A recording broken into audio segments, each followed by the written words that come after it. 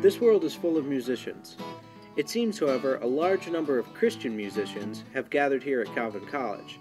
You'd be hard-pressed to find a single floor in a dorm without at least one musician. But what does it mean to be a Christian musician? That is something the Festival of Faith and Music, being held March 30th and 31st, hopes to address. The festival, I think, definitely is a good place where people who are Christians and want to play music but won't fit in to someplace like a Cornerstone Festival or also like a DCLA, where it's these huge Christian youth conferences.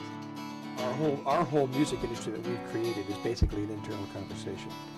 It's Christians talking to Christians through our own radio stations, our own retail outlets, our own conferences and festivals.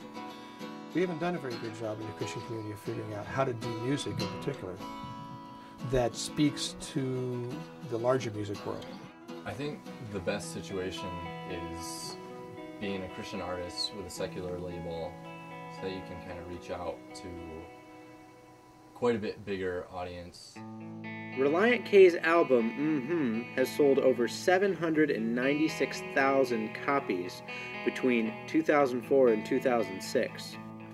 If you look at that in contrast to a band that has Christian themes but is signed to a mainstream label, like The Fray, who has sold over 2 million copies of their album, How to Save a Life, since its debut in 2005, you see there is quite an advantage to being on a mainstream label.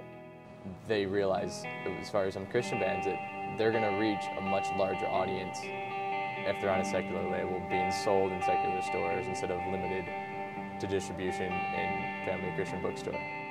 Some music can be a little questionable, but especially at Calvin, we're taught that